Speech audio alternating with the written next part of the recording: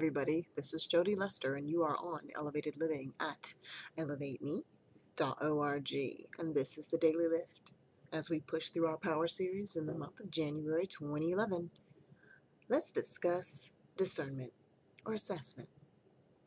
When we are talking about assessment and the power thereof, we are really talking about our ability to take evidence, whether real or imagined, and make a judgment, statement, a belief about a person, place, thing, situation.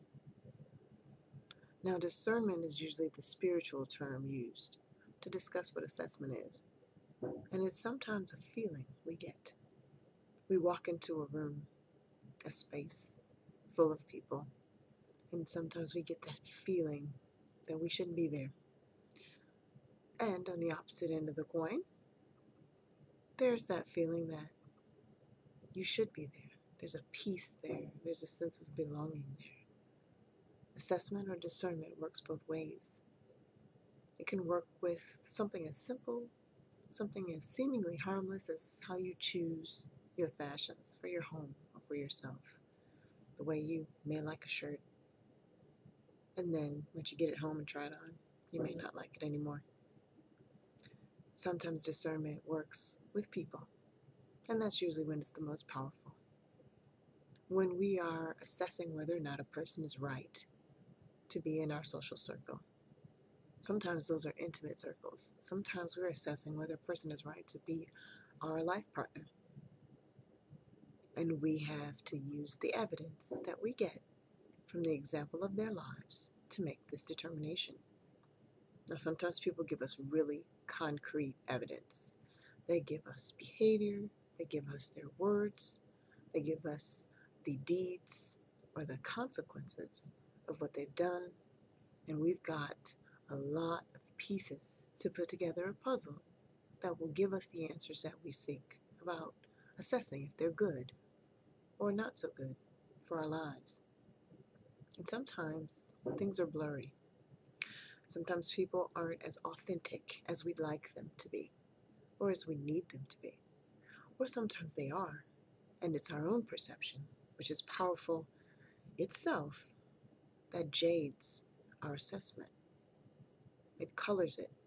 It makes it difficult for us because of what we think we want from this person to make a right decision, a decision that's going to serve our best interest and theirs.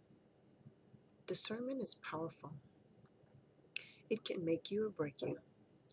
It can be something about an interview, and you can be the interviewer or the interviewee, and you can give off a vibe or receive one that can tell you yes or no to a person's occupational future or your own.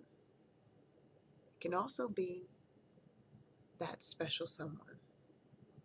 You can either think they're that special someone and be wrong, or you can push them away and have been right about them being perfect for you. Discernment and assessment can give us opportunities. Sometimes we're not ready. And sometimes discernment works to tell us that as well.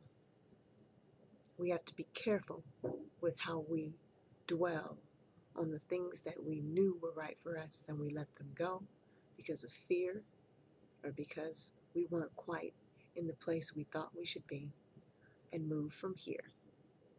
Discernment and assessment are powerful tools, and we can use or abuse them.